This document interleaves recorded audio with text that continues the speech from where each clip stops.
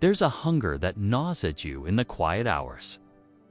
A restless ache that no amount of connection, no fleeting touch, no passionate encounter can truly satisfy. You've felt it, haven't you? That hollow space that seems to expand just when you thought you'd filled it.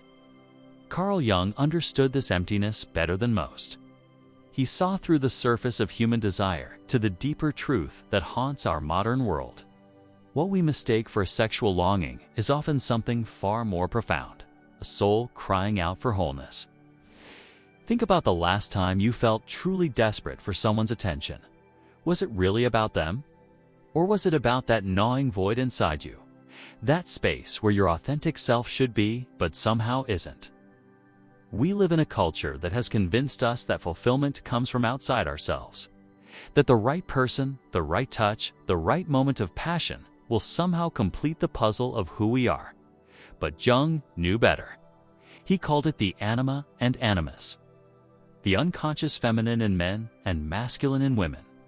These aren't just psychological concepts. They're living forces within us, seeking recognition, seeking integration, seeking to be made whole. When you chase another person desperately, what you're really chasing is the missing piece of yourself. The part of you that you've denied, suppressed, or forgotten exists. The gentle strength you've abandoned. The fierce tenderness you've pushed away.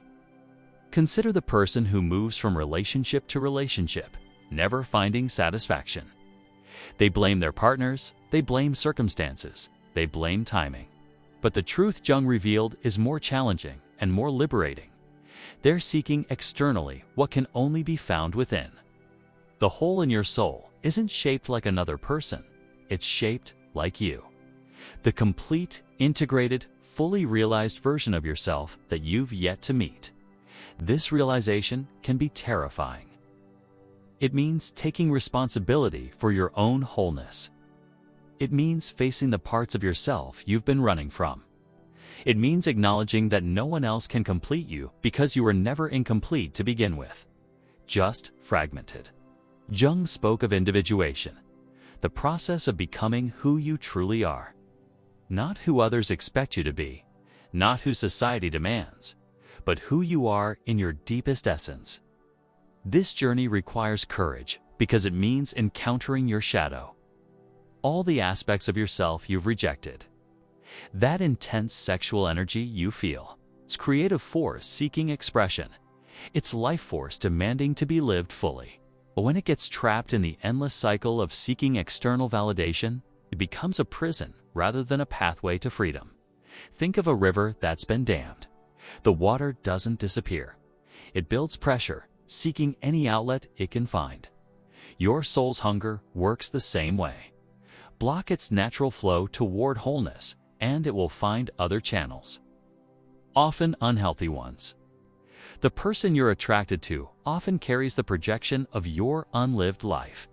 The confident woman who draws you in might represent the self-assurance you've never allowed yourself. The mysterious man who captivates you might embody the depth you've been afraid to explore within yourself. Jung called these projections, and they're not love. They're mirrors showing you what you need to develop within yourself. When you recognize this, relationships transform from desperate attempts at completion to joyful expressions of already whole beings choosing to share their lives. But how do you begin to fill this soul-shaped hole? First, you must sit with the emptiness without trying to escape it. Feel it fully. Let it teach you what it's really asking for. The emptiness speaks in whispers, not shouts. It doesn't demand another person's body.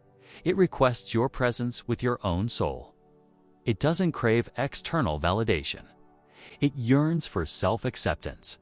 It doesn't need someone else's love to feel worthy. It needs you to love yourself completely. This is perhaps the most radical thing Jung taught us, that the very emptiness we try to escape is actually the doorway to wholeness. The dark night of the soul isn't a punishment. It's an invitation to go deeper, to discover treasures within yourself you never knew existed. When you stop running from the hole in your soul and instead turn toward it with curiosity and compassion, something miraculous happens. the emptiness begins to reveal its true nature. Not as absence, but as space for growth, for creativity, for the emergence of your authentic self. Consider the Japanese art of kintsugi, where broken pottery is repaired with gold, making the piece more beautiful than before. Your soul's cracks aren't flaws to be hidden. They're opportunities for golden healing, for integration, for becoming more whole than you ever were before you broke.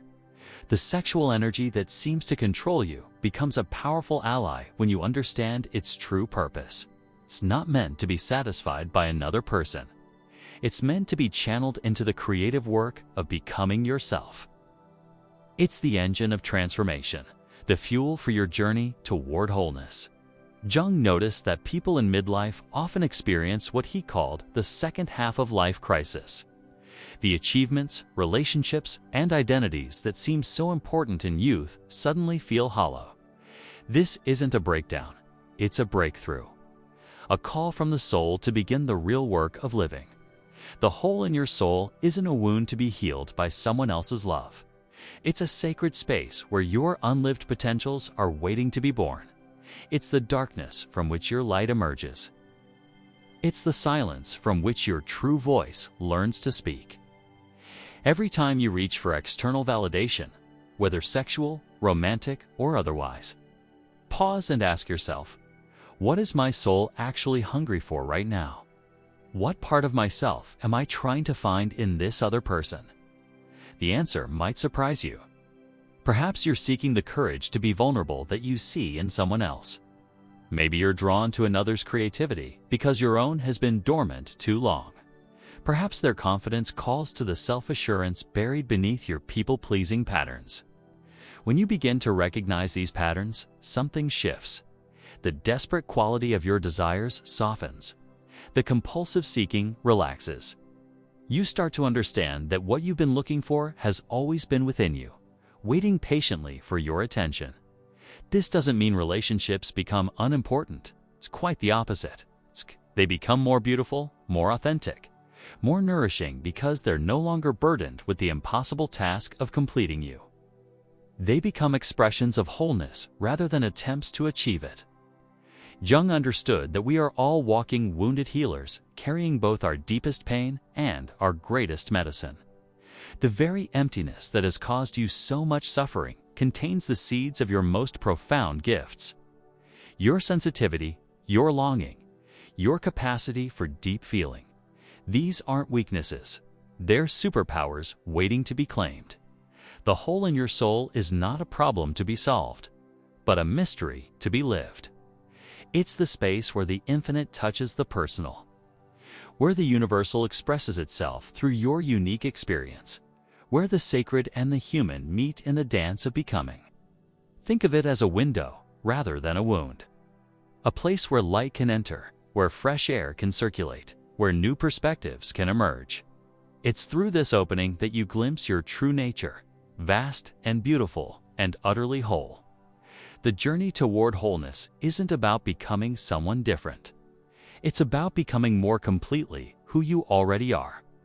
It's about integrating all the scattered pieces of yourself, the light and the shadow, the masculine and feminine, the known and unknown, into a living work of art. Every moment of loneliness becomes an opportunity to befriend yourself. Every pang of desire becomes a compass pointing toward what wants to be born in your life. Every feeling of emptiness becomes space for the expansion of your consciousness. This is the great paradox Jung revealed. You must become whole within yourself before you can truly share that wholeness with another.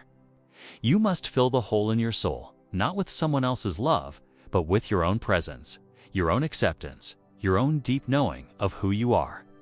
The transformation doesn't happen overnight. It's a lifelong journey of discovery, integration, and becoming. But every step toward wholeness is a step toward freedom. Freedom from the desperate seeking, freedom from the endless hunger, freedom to love and be loved from a place of fullness rather than emptiness. Your soul isn't broken. It isn't missing pieces. It's not incomplete without another person's love. It's a masterpiece in progress, a symphony being written one note at a time, a work of art that only you can create. The hole you feel isn't a flaw in your design, it's a feature. It's the space through which your soul breathes, the opening through which your light shines, the doorway through which your authentic self steps into the world. When you understand this, really understand it, everything changes. Your relationships become more honest. Your creativity flows more freely. Your sense of purpose becomes clearer. You stop seeking completion and start expressing wholeness. The hunger remains, but it transforms. Instead of desperate craving for what's missing, it becomes grateful appreciation for what's present. Instead of anxious seeking for external validation, it becomes peaceful recognition of internal worth. Instead of compulsive attachment, it becomes conscious choice. Jung's gift to us was this understanding, that our deepest pain points toward our greatest potential. That our most profound emptiness is actually the space where our truest self is waiting to be born. That the hole in our soul isn't a problem to be fixed, but a portal to be entered. But let's be honest about what this journey requires. It demands that you stop blaming others for your emptiness. It asks you to cease searching outside yourself for what can only be found within. It requires you to face the uncomfortable truth that you've been looking for love in all the wrong places. Not wrong people, but wrong locations entirely. The modern world has fed you a lie that completion comes through consumption. Consuming experiences, consuming relationships, consuming validation from others. But Jung understood that true satisfaction comes through creation. Creating yourself, creating meaning, creating a life that reflects your deepest values and authentic nature. Think about the moments when you felt most alive. Were they when someone else validated you? Or were they when you expressed something true and beautiful from within yourself? When you created something meaningful? When you acted in alignment with your deepest knowing? The hole in your soul isn't hungry for another person's approval. It's hungry for your own approval. It's waiting for you to recognize your own worth, to celebrate your own uniqueness, to embrace your own journey with all its imperfections and beauty. Jung spoke of the collective unconscious, the shared reservoir of experiences common to all humanity. Your emptiness isn't unique to you. It's part of the human condition, but so is your capacity for wholeness. Every person who has ever lived has faced this same choice, to seek completion outside themselves or to discover it within. The great mystics and sages throughout history understood this truth. They didn't achieve enlightenment by finding the perfect partner. They found it by embracing their own completeness. They didn't discover peace through external circumstances. They uncovered it beneath the layers of conditioning and expectation that had obscured their natural state. Your sexual desires, your romantic longings, your deep need for connection. These aren't obstacles to overcome, but energies to transform. They're the raw material from which you can forge a more authentic, integrated version of yourself. They're the fuel for your spiritual evolution, the power source for your creative expression. Consider the artist who channels their longing into masterpieces, the musician who transforms heartbreak into songs that heal others, the writer who alchemizes their emptiness into words that illuminate universal truths.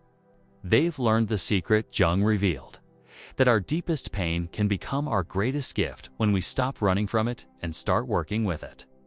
The emptiness you feel isn't evidence that something's wrong with you. It's evidence that something's awakening within you. It's your soul's way of calling you home to yourself, of inviting you to discover the magnificent being you were always meant to become. This journey of integration requires patience with yourself. There will be days when the old patterns reassert themselves, when you find yourself reaching outward for what can only be found within. This isn't failure. It's part of the process. Each time you catch yourself, each time you remember, each time you choose wholeness over seeking, you're strengthening the neural pathways of self-love and self-acceptance. Jung understood that we cannot think our way to wholeness. We must feel our way there. We must be willing to sit with our discomfort, to befriend our shadows, to embrace the parts of ourselves we've been taught to reject or hide.